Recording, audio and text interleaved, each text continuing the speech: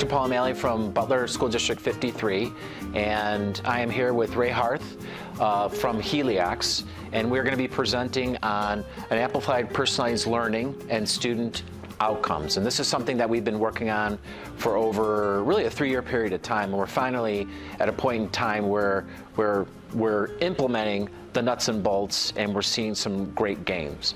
Just a little bit about the district. District 53 is a small district. It's about 450 students. I say that we're small yet an impactful district. We are on the back end of winning 2 Blue Ribbons, National Blue Ribbon Awards. We won a Blue Ribbon Award in 2021 for our Butler Junior High. It was the first award that we received, or it was actually the third Blue Ribbon we had received. It had been 6 years since we had received our last Blue Ribbon. And just this year, 2022, Brook Forest received a Blue Ribbon. It was the first Blue Ribbon in 8 years. And so we're just incredibly excited because these awards are just speak volumes about the education that we provide for our students. And so the strategic planning for 2021 2022 was pretty advanced, and as I stated earlier, it's a 3-year process that's gotten us to the point that we are today. And we've basically created or put in play a program that is referred to as Otis. And Otis, in a nutshell, is a depository where we're able to basically put all of our information, more specifically data, and we're able to really measure the performance of our students, because we know that we want a single platform. We want to make sure that it's a personalized opportunity, because that's going to be the most impactful for our students, especially our youngsters in today's age where we're competing against many different types of platforms. We want to make sure it has that personalized touch. We want to make sure that we have the formative, the summative, as well as the dynamic and diagnostic benchmarks or assessments that we can measure our students. And of course, we got to differentiate, because not all students are going to be learning at the same rate, not all students are going to have the same skills, and not all students are the same as we've experienced quite regularly. We're basically focusing on data-wise system. We want to make sure that we're wiser in our data, which requires quite a bit of professional development for our teachers, because it is a data-informed instruction that we have put in place more so than ever before. We have also the social emotional learning piece, especially coming out of COVID. It's critically important that we're sensitized, or at least very astute when it comes to the emotional well-being of our students, because we don't want them to be overwhelmed because of the anxiety and the stressors that they were exposed to over the last 2 years. And coming out of it, we want to make sure that we provide a balanced attack of how we provide the best for our students. And then last, we have to address the learning loss. We were very fortunate. We were in person. We did not miss one single day over the course of COVID, so the learning loss that we've experienced is far lesser than many other districts, and it really showed in some of our state required assessments, more specifically the IR. And so, Ray, if you would like to share a little bit about this? Yeah, so Otis is a learning management system, kind of at its core. It's a Chicago-based company, actually. But the idea behind Otis is to take the data, put it all into one particular place. So you're compiling data from different third-party data sources, NWEA, IAR, COGAT, and others, to put all that data into one particular place. This gives staff, administrators, and eventually parents really kind of access, or streamline access to data, to have that one portal that we can go and access that particular data. One of the big strengths of Otis is that we can visualize data, so this is great data visualizations that they've built into the system, so that you can actually go to a dashboard, look at that information in a very clean fashion. The other thing that we're doing at Butler is being able to set different performance goals. So there's taking the kind of the core of what Butler has been doing prior to introducing Otis, and then being able to say, all right, now that we have all this data in this particular place, what goals can we create around that? That, of course, leads into creating a different personalized learning for the students that we have and that we serve. The nice thing is that we are going to be able to measure different progress, to be able to see where students are ahead, where students might be at risk, and other kind of what measures that we might be able to put in place, and give that power to the teachers to do the great jobs that they do as teachers. And again, like we said, to support that kind of student growth year on year. And so the 3 areas the 3 components that we've really set as really our pace cars are the Otis analytics, the Otis plans, and the Otis grade book. And what's fascinating as we went through this process, we ordered which one of the three was going to go first. And over the time, we found that the teachers really changed the order just a little bit because there were certain things that they didn't feel comfortable that they're now comfortable with. But that's really powerful because anytime you give it to the teachers where it's percolating through the system as opposed to pressing on the system, it really is going to make the product, it's really going to make the overall performance far better than we could have ever imagined. And so, as I often state, we want to make sure that we get it down to the lower rungs of the ladder and we just let it grow, let it metamorphosize, and just give it that opportunity where each of these systems is different, but some avenues may move quicker if you allow that to happen, as opposed to forcing it down, or the forced teaming approach where it's the we and you flip that first letter. Really, it's the me that has to provide for this, and we want to make sure that we're providing those opportunities, those pathways, really just the changes in the dynamics. Right? I just want to, on the previous slide, I think one of the things too is that Otis is a pretty robust system. So I think one of the things in consulting with Otis and in consulting with our staff is to say, let's not do all these things all at once, because it's going to be way too overwhelming. And I think for me as an IT consultant, I've seen where people take on something and then you try to do too much and then you end up doing nothing at all. So be able to say, no, let's stop and let's think about this and let's compartmentalize what are the different elements of Otis. All right, there's analytics, there's plans, there's gradebook. And so I remember we had discussions. They're like, all right, let's just do the gradebook. And teachers like, whoa, let's hold off on that, but let's do these other elements. So I think the collaborative nature, working with Dr. O'Malley, working with our team, working with teachers, we've definitely found a nice common ground to say, let's start somewhere first, and then we can build on top of our house, if you will, from there. So. Yeah, that's a good point. I mean, the other part is working with Ray through Heliox. It's almost as if we have a buffer there too, because his organization is not seen as a threat to our teachers. And so typically I have administrators where they are constantly trying to push into the system, and it doesn't necessarily bode well. And what Ray has been able to do is really given us that buffer to build the relationships, to have those courageous conversations behind the scenes. And in some cases, it's almost like he's able to receive reconnaissance of how to do things even better based on what we had previously discussed is not going to basically work to the fullest extent. And I do want to add in the team member who is not here and being able to talk to this is Emily Ziepke. And Emily's a 14-year teacher who eventually worked at our company. And she was the one who was really the mastermind to put a lot of this together. So I think having someone with that teaching background who could kind of speak to teachers and understand what they're going through, I think that made the implementation so much easier, because it's like, oh, she understands and has been what we've been through or what we go through on a daily basis. So, but then also giving this kind of consulting lens and the background that she's now been able to see working with different districts, she's been able to kind of layer that in to make a very successful implementation for Butler. Okay. So again, I think the turning the data into decisions, and this like one of the things that we talk about at our company, because we have a data analytics kind of component to our company, is being able to say like what data that's out there. And I think you hear that I have so much data but I don't know what to do with it, or we're not doing anything with it. So we're using that data to see how our students are performing, where are the improvement areas, to try to answer all these different questions. What strategies are working best or not working at all? Are there themes that we can kind of see that are common at different students, different genders, and so forth? But yeah, I think like that's why we're trying to take this data, synthesize it, and really do some actionable work with it. And that's where we're seeing putting this into Otis is going to start to do. And this is where Lotus aligns with our overarching goals for the district. And so when I came into the district, it was 4 years ago, and the Board of Education literally gave me, I want to say it was like 50 goals.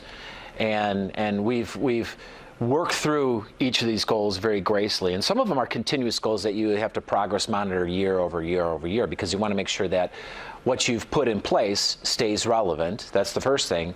And in some instances, you may just need to strategically abandon practices that are no longer applicable to our current conditions. And so what we did is we lined Otis up with these 4 particular goals.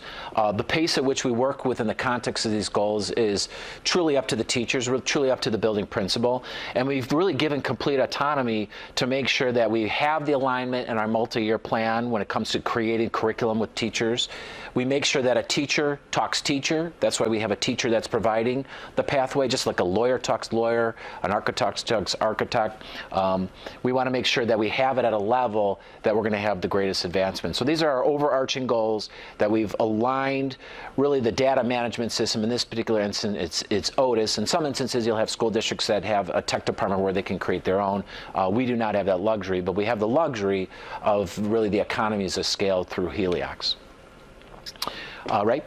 Yeah, so I think this is, again, just an example of some of the third-party data that we can get into Otis. Again, MAP, I know part is now IAR, but we took some of that data as well, so COGAT and others. So we're able to kind of get that in to get this kind of, this is a quick screenshot of what like the dashboard can look like. And there are other types of things, and I think Otis is constantly adding things all the time. So if there's other data points that we want to get into the system, it's very clean, very simple system, I think, to kind of navigate through. I've seen some bad systems in my time, so to have something that is, I kind of like that Google minimalist kind of view, and I think like they definitely focus on the aesthetics as well as the kind of the functionality that needs to kind of occur in their system. Okay. And this is just a continuation of the grade book. And as I tell people, when you look at a slide such as this, the data here is absolutely meaningless unless you have the professional development and you're willing to take the time with a cadence that's on pace with the specific school in which we expect to implement the goal or goals.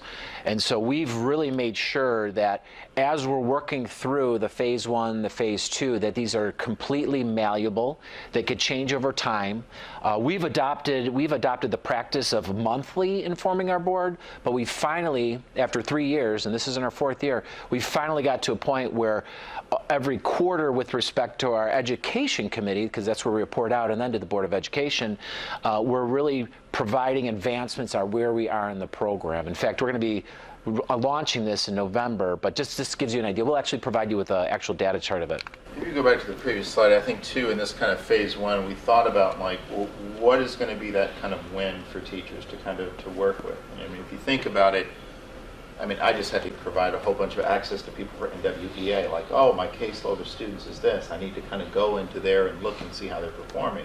Well, if we can now actually have this kind of single point of entry, well, people now start to change that mindset. Well, wait, I can go into Otis and look at those analytics. And I can see those analytics, how they might compare to the COGAT scores, or they might compare to the IAR scores, as opposed to, I now got to log into another system. Oh, wait, my password, I need to reset it because it's been, so long since I've been in there. So now if we actually have that historical data into this one particular segment within analytics, again, people can get it, get the data, start to act on that data right away. So I think that was a big win and big selling point to our staff to kind of get them starved for this, if you will. And so this would be phase 3. And again, we want to make sure we're personalizing that learning experience. We want to make sure the educator can track his, her, their journey over time, because every journey is going to be different with respect to the teacher. The plans are not tied to a teacher or a class or a year, but exist within the student. And these are things that we've emphasized as we've progressed on this journey, and it's been fabulous so far. In terms of the teachers, we want to make sure that we help the students achieve goals and progress monitor or monitor their progress. We want to make sure we're creating more ease and transparency, and as opposed to looking at many different types of software or many different depositories, we have one stop shop for the students, for the staff, and the parents.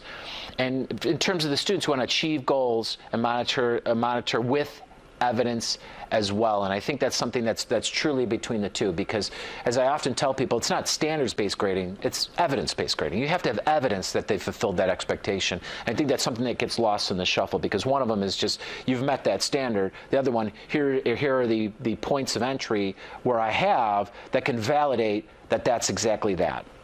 And then lastly, for the families, it's meant as a point of discussion, right? As I remind parents, you know, your child is not a stock option on the New York Stock Exchange. That's not how we want to view it. However, you are investing in your child over time, because we know that education is going to have a direct effect on really your livelihood throughout your entire life. And so we've made sure that the students, the parents specifically, families in general, can communicate what exactly is within that software. And we're actually shifting to a model where the parents are going to have webinars through Otis, which has been great, a webinar where the parents can actually go online and they can learn about it and really speak eloquently with respect to the academic achievement, academic performance of the students.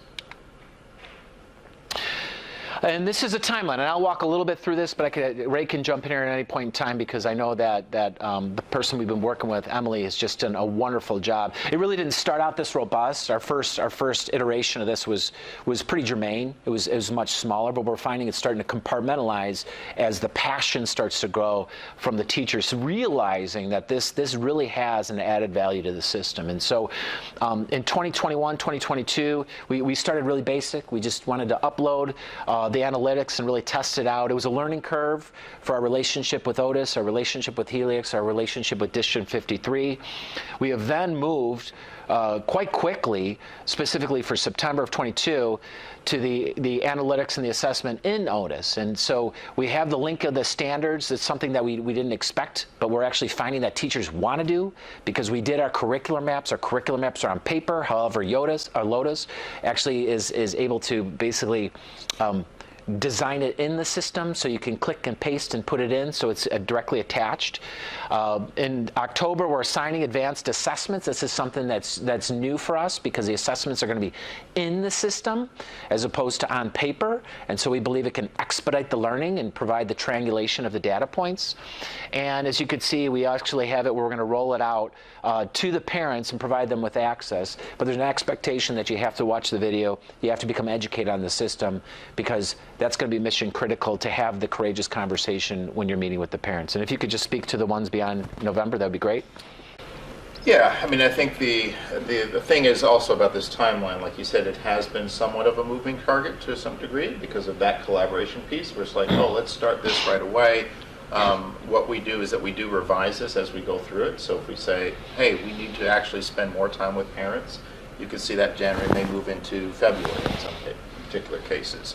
So again, January, looking to kind of create other assessments from there, delve into some of the assessment analytics, and then in the spring, build on the standards that we've done throughout the year, gather some more teacher feedback, and then we can start to set those goals for the following year. So if you see the kind of the tentative implementation for year 2 and year 3, implementing the grade book, implementing the plans. But again, I think what is threaded through all of this is getting feedback from teachers. We'll get some feedback from parents, and that's what's going to help build this. So it's not just the IT department pushing this down. It's not just like the curriculum pushing something down. It is really a collaborative effort here. Yeah, and what's interesting about when you get into our second, the 23, 24, as well as the 24, 25, there's competitions with the other components, other modules of the Otis system. So the grade book is going to be a real challenge for us, because we're so intertwined with PowerSchool, and we've created our own grade book on PowerSchool, that moving away from PowerSchool is going to be challenging, to say the least. But we're able to put it in here because we've built a lot of confidence over the last year of giving them the autonomy to make these adjustments and really grow at their own pace. In addition, when we took Otis plans, that's probably the biggest challenge, because now we're competing with Google. And we have quite a few, especially after the pandemic, we have quite a few of our lesson plans, in fact, hundreds, if not thousands of lesson plans that are fully integrated into the Google system. And so we're going to have to be able to make these changes, because we want it all to be interconnected, one piece to the next piece to the next piece, the analytics to the grade books to the plans. And so for 2022, 2023, implementation year 1. So we have the data analytics and the common assessments. This is the common assessments, to me, is the most important, the localized assessments. So you have your national, you have your state. It's the local ones that really are able to give us that ability to personalize that learning and really get to the crux of where the students are struggling most. You're not necessarily going to find that on the national. It's a lot harder out of the map. You're not going to find it on the state, which is the IR, even though you're able to project out or have a trajectory on how you perform on the IR. This one will give us even more data where we can really focus on the one or two facets of a particular standard that the teacher will need to work on, which is the differentiation, which is the personalized learning. And then, right? Yeah, and I think, again, we're looking at, the key thing that Emily did in talking with the teachers is that let's build in some of the stakeholders, the key stakeholders on the teaching level, is that let's look at our existing assessments, let's build on those existing assessments and put those into Otis, then we'll link those standards, and again, that will give the teachers that kind of clear picture on performance. And this is something that I think was really what helped to sell this, because as opposed to, let's just push this through and here's the Otis way. No, let's build off of what we're currently doing. So again, that allowed the grade levels, the different departments, to kind of have these kind of informed conversations regarding, different areas of growth. Administrators can kind of access this data to better understand the different needs that are around. So again, this was one of the key components, is to look at what they currently do as far as assessments, and let's rebuild them into Otis. And the analytics that we get from that was going to be the driver. So again, it wasn't just introducing something foreign, but taking our foundation here and building that into Otis. So the accomplishments in 2022, teachers have built an advanced assessment in Otis. That was a big hurdle. It was quite exciting.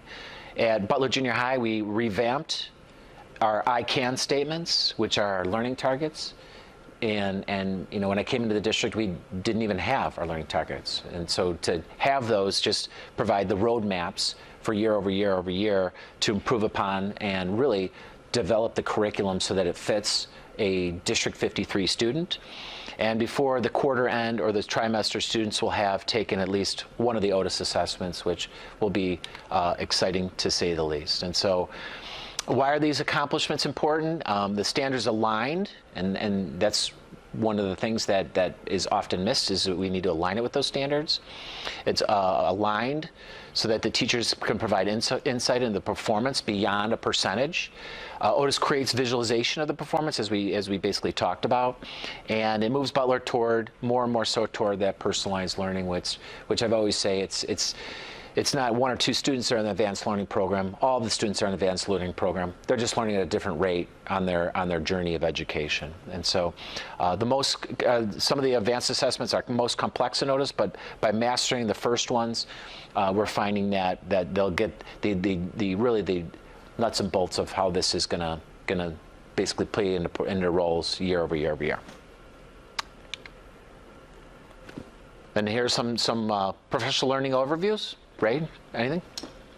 Yeah, I mean, I think this is very similar to kind of like what we had our, timeline that we had.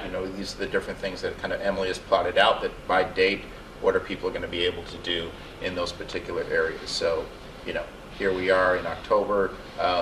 We've already started to do the advanced assessment, creating those advanced assessments, assigning those. So again, these are just kind of give you that major overview of what the professional learning is doing. So Emily comes in out on site. We actually get the Otis team has been phenomenal as well. They assigned a subject matter expert to kind of come out and train and show everybody about the different components of the system. So again, it's not just the district, it's not just us as Heliox, it's also bringing in the Otis people to actually do and they know their system well, and giving advice because they've seen the do's and don'ts that they've seen at other districts as well. So, and then, and I think we actually talked about this even in a board meeting the other night. Is that giving families access to Otis and having them. So again, want to be able to set the expectations and set the stage of what they are going to see and what they're not going to see. But I think again, this will be they'll have a link to a resource hub. We're about to send out this email very soon now. To allow them to know how they can go through and navigate that particular system. So I think, again, pulling them into the conversation as well, I think it's going to be very powerful. The principals at each school have been really phenomenal in this and being able to know how to set that stage and know what kind of conversations that they're going to get or feedback that they might get from parents. So there's been a lot of legwork as opposed to in doing this very thought out as opposed to just send it out, they'll figure it out. Like, no, let's be very methodical about this and do this the right way. And I believe this is our last slide. So this just gives a generic timeline of some of the things that we talked about on the previous slide. So we have the family access. Families get access to the third-party software. The analytics, teachers are going to dive deep into the data. We want to make sure that they're data-wise, but they're provided the opportunities to really have the critical conversations to improve upon their skill set in interpreting data and then really articulating what the data means or is going to mean for a child or a student. And then the other assessments, teachers will learn to use the rubric on simple assessments as we basically discussed. The application, I think, is going to be where we really have to, take our time and just make sure that we're very clear on the expectations, but yet malleable in our expectations. And then once again, you have the reflection and the feedback, and you can actually cycle this back 2 or 3 times before you really get to a point in 23, 24, 24, 25, where we have a model that is duplicable, not only through our district, but quite possibly through other districts if they so choose. Ready for questions? So I'm going to walk on camera. Okay. I did this to a superintendent in Florida the other day. So walk on camera. Okay, so question. Yeah. So this sort of system, it seems like where we've gone is we've taken your district and we've come up to an organization that will test and give data. Yeah, to a certain extent, yeah. But your vision, because I've known you for a while, and I'm blinded by the screen, but is to move all the way to personalization and using artificial intelligence to wrap data to the right child at the right time and a lot more. So tell me 10 years from now. Well, as I've shared with you before, it's go deep. the learning's not bound to the classroom. I think that's a misconception. In COVID, we learned that the 4 walls are just they're just an obstacle to things that are much deeper, much richer. And one of the things that we've really worked on is we are working with the University of Illinois, and they have a program, iGlobal, where our students are going to be interacting with students not throughout the country, but throughout the world. And that's like next level. That's right. What I was expecting. Yeah. And that is super cool. Yeah, okay? Because I think there's the subtleties, right? You have to get to a point where you can crawl before you walk, before you can advance in terms of running at a pace that is just exceptional. That's going to lead to richer, greater, deeper learning opportunities for our kids, well above and beyond what we're so used to, which is basically printing copies in the copy room. Yeah. And so the exciting part here is we're going to have these interactions globally, and I think it'll advance the education because I work in a district where we have an incredibly diverse population, and we have a lot of people that are from outside of the country and quite travel quite extensively throughout the world. And so for us, this is going to basically give us an additional pathway in addition to all the things that we're excelling in. Yeah, I love this. And I want to congratulate you, Thank you on the precision of the vision and the detail that you've put into it, because I don't meet a lot of superintendents that are going to do like, and then we're going to involve all these people like this, and then we're going to involve all these people like this. This is really the kind of work that you kind of need to do now, post-COVID. Yeah. You can't just be like, here's an edict, right? No, here's not like at all. a newsletter. Absolutely. Yeah. Yes, I love it. So congratulations. Thank you. Thank you for helping you. him, No. and thank you for being here with us today. Absolutely. Thank you. Thank you.